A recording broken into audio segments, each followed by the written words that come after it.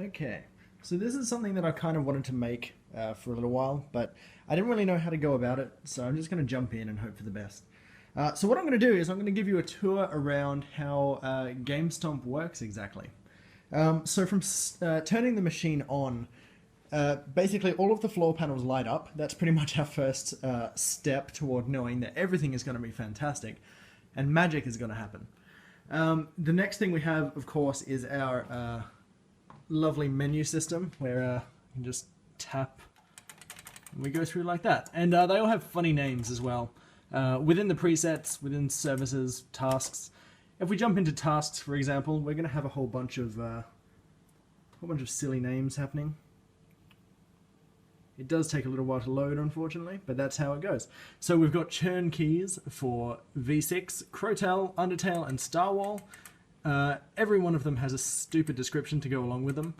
And yeah, just a whole bunch of stuff. Now, since I'm here, I'll show you what I see when I play Wii U games. So as you guys know, I can connect directly to the Wii U, so there's no like fancy stuff happening here.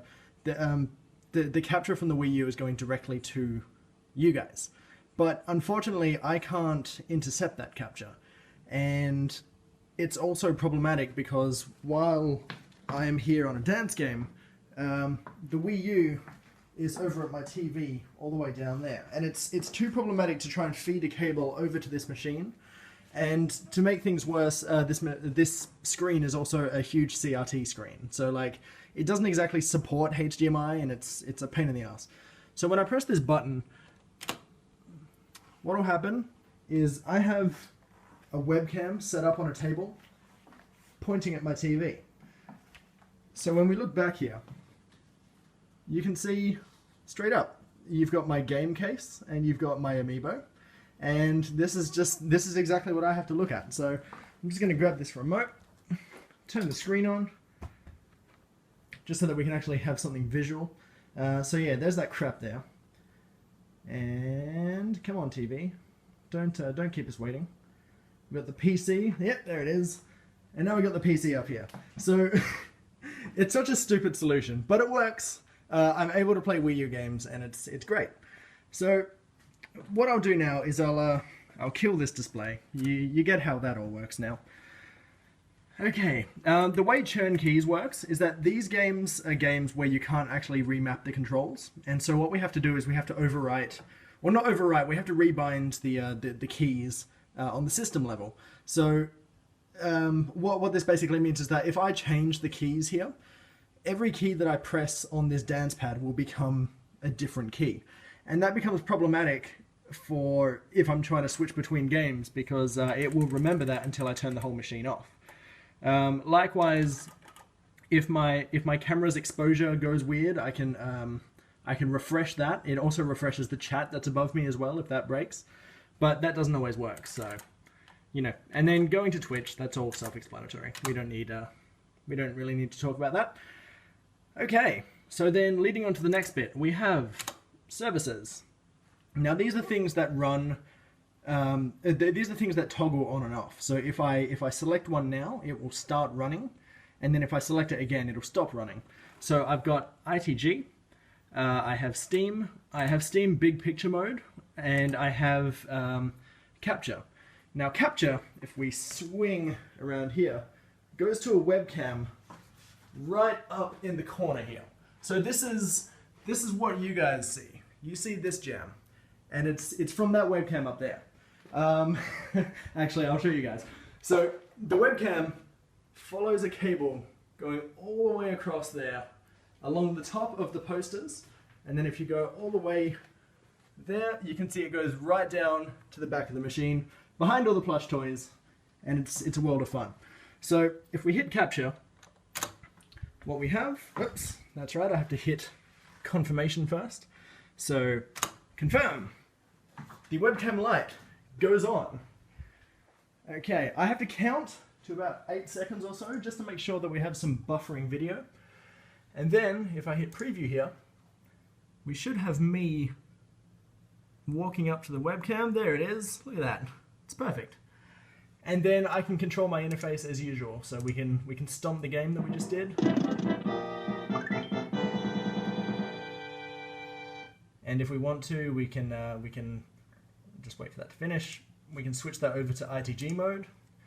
And then if we go back over to here, we can select ITG, and that will run.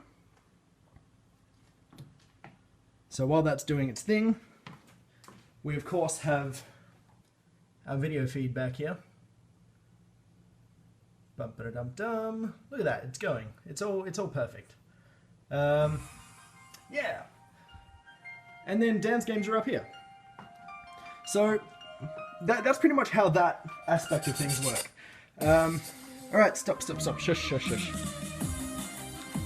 Stop that. So in addition to that, I also have, we've got, it's kind of hard to see, it's not a whole lot of light here, but I have keyboard and mouse, but just under that is a laptop, and this wireless card here is what is pretending to be the Wii U gamepad. So I'm typing on this thing, connecting to the Wii U over there. I'm recording the screen of the TV to go back to here, but then I'm feeding the Wii U footage across a cable down here back to this PC, and then I'm recording the screen that way. So like it's such a messed up setup, and it's such a hard thing to sync up properly and just get working in general. The most recent change that I've actually made is that we've got a microphone set up down here with a pop filter at the front for my voice, and we've got sort of a makeshift pop filter behind it as well. And that's mostly just there to help muffle the gameplay sound and any other sounds that might be coming in from behind the mic. But yeah, beyond that, the place is like the place is just always a mess because I'm always doing something weird. We got a whole bunch of plush toys and stuff. That's normally where the chat appears. I think if I go to, let's see, if we go back to a preset, just wait for this to do its thing. All right, so typically what I'll hit is I'll hit PeekingBoo GameStomp. So if I do that now, it's doing a whole bunch of stuff.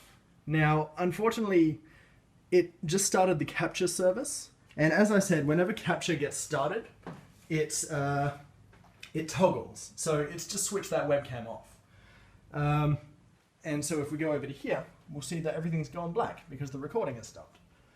But if we go back over to here, you'll see that it's connecting to Steam. And there we have some Shovel Knight. And up top, we've got chat that's just opening up. So it's opening up a nice little browser window there. And it's going to connect up and say,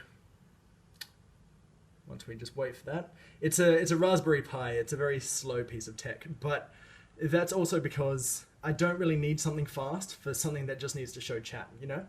As long as it gets there eventually, it's fine. Yeah, so while we wait for that jam, yeah, it's just a case of clicking play, and then the game is good. As you can see, all the lights down here are off, but if I step on them, they light up, so that's nice. And it's all just working because this game lets you remap the controls. If it didn't, I would have had to go back to that churn keys thing, as I said. Alright, so we'll kill that. We'll go back up here.